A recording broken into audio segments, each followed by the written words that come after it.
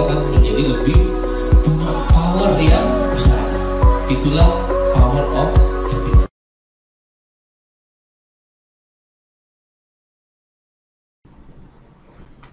Ya, selamat siang semuanya, salam sehat selalu. Kembali lagi di training online bersama dengan saya. Ya, hari ini saya coba menerangkan setelah video sebelumnya adalah bagaimana sih yang dimaksud dengan KPI balance scorecard. Nah, ini saya ingin memberikan bagaimana contoh membuat aplikasi balance scorecard untuk bagaimana ngeceknya menggunakan Excel. Nah, ini contoh di sini ada sekitar 10 parameter KPI yang sudah dibagi berdasarkan perspektif masing-masing dalam kaidah balance scorecard. Jadi di kode setiap KPI yang dibuat ini adalah contoh KPI departemen di front office ya di sebuah perhotelan. Nah, yang pertama contoh ini adalah FO 1 financial perspective. Nah, ini fungsinya di front office. Ini adalah KPI yang berkaitan dengan total revenue hotel yang didapatkan. Lalu F2 financial perspective yang kedua adalah terkait occupancy rate hotel. Jadi seberapa tinggi occupancy rate hotel di hotel tersebut. Yang ketiga adalah ini KPI dari sisi customer perspective. Jadi ada customer review by online travel agent, atau biasanya kalau kita kenal masyarakat umum ya kita download via Traveloka, via tiket.com, Pegi-Pegi, booking.com. Nah, ini ada reviewnya, itu juga menjadi salah satu parameter KPI. Yang keempat adalah masuk dalam customer perspective juga, yaitu customer review by Google Business. Nah, dari nomor 1 sampai nomor 4 ini adalah faktor eksternal. Nah, kita perhatikan apa sih faktor internalnya. Nah, jadi faktor internalnya adalah tentu bagaimana cara handling tamu berdasarkan okupansi yang ada. Nah, di sini ada skor survei. Artinya apa? Penilaian ini dilakukan bisa jadi oleh atasan atau leadernya terhadap staf yang ada di sana. Yang selanjutnya adalah bagaimana handling data untuk dimanfaatkan kepentingan digital marketing. Artinya bagaimana cara memanage data yang terkumpul berapa, analisa yang bisa dikeluarkan seperti apa, dan sebagainya. Yang ketiga di business process adalah front office melakukan WhatsApp blasting kepada tamu untuk promo yang sedang berjalan di bulan tersebut. Terakhir adalah di di internal business process adalah front office melakukan WhatsApp customer relation management, yaitu yang berkaitan dengan birthday card. Jadi yang tamu yang memang sering datang ke hotel, tamu-tamu loyal yang bolak-balik datang ke hotel, setiap ulang tahun kita ucapkan ulang tahun via digital atau via WhatsApp. Nah, faktor yang terakhir, perspektif terakhir adalah perspektif learning and growth. Ini maka seorang front office harus, karena zaman pandemi, lebih banyak melakukan proses training online karena sifatnya training online dan activity. Sedangkan untuk yang growth ini ada sebuah project yang bisa dijalankan namanya room blocking online project. Oke, ini contoh KPI balance scorecard, ada 10 parameter. Nah, langkah selanjutnya apa? Nah, masing-masing dari angka-angka sini tentu akan menciptakan yang namanya scoring. Maka scoringnya akan muncul seperti ini. Ini contoh scoring KPI nomor 1 sampai 10 itu di bulan Januari sampai bulan April.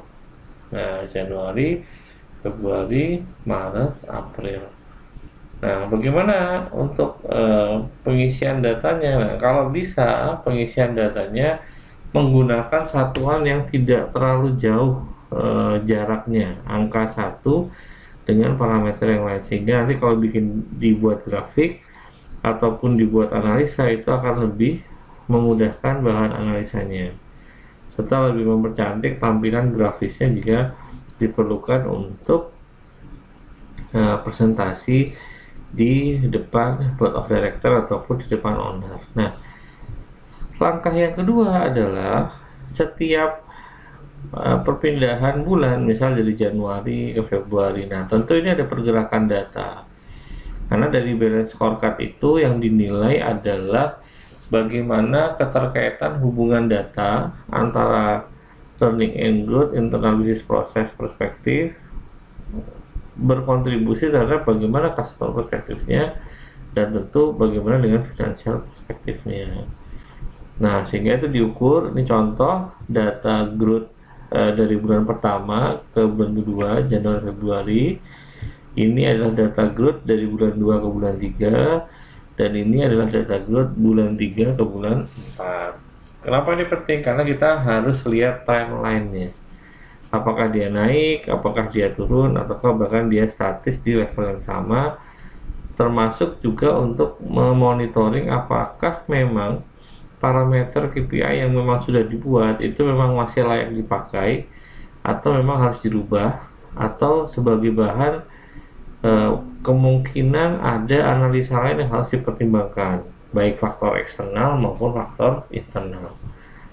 Nanti mungkin kapan-kapan kita akan belajar bagaimana membuat sustainable marketing enterprise ya. Jadi bagaimana sih membuat strategi marketing berdasarkan analisa yang memang sudah komprehensif.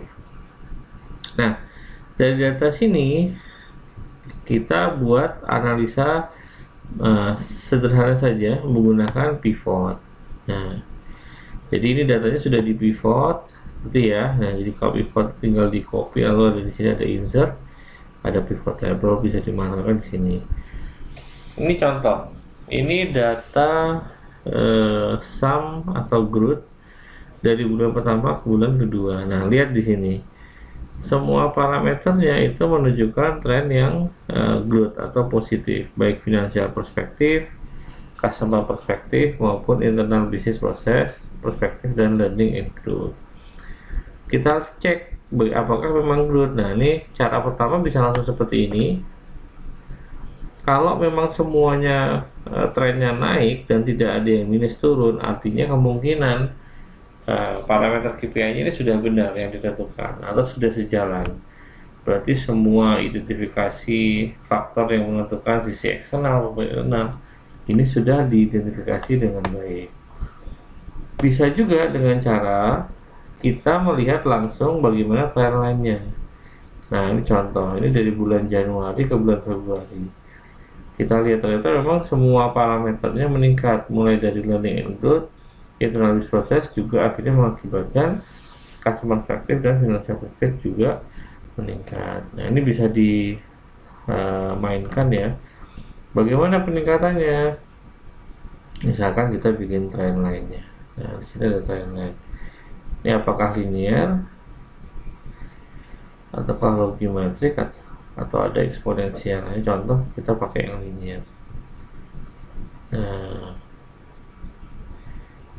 trend line-nya, nah ini yang saya bilang tadi ya, karena keterkaitan data, kalau bisa satuannya sama, jadi antara data financial perspektif dengan internal business process perspektif tidak boleh terlalu tadi jauh. Ini karena financial perspektif ini angkanya jauh ya, ini karena dalam juta, 65 juta, ini yang kedua di 112 itu, sehingga trennya menurun. Nah, begitu. Jadi untuk melihat apakah parameternya sudah sesuai atau tidak bisa dilakukan dengan cara yang sesimpel seperti ini.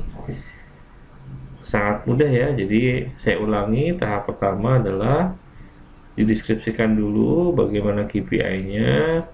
Tahap kedua adalah membuat scoring KPI-nya. Yang perlu diperhatikan adalah satuan angka scoring KPI antara satu dengan yang lainnya. harus dengan satuan yang jenjangnya jangan terlalu jauh, atau misalkan dari juta tiba-tiba ke satuan ratusan. Nah, sehingga nanti secara grafik akan susah membacanya atau menganalisanya. Lalu kalau sudah, kita menggunakan pivot analysis untuk mengecek apakah antara satu faktor dengan faktor yang lain ini memiliki keterkaitan yang linear atau sejalan. Artinya hubungan sebab akibatnya berjalan sesuai dengan rencana. Oke, sekian dulu, simple ya, mudah sekali, jadi bisa diterapkan. Jangan lupa komen, subscribe, dan like untuk video ini. Terima kasih, selamat siang, salam sehat selalu buat kita semuanya.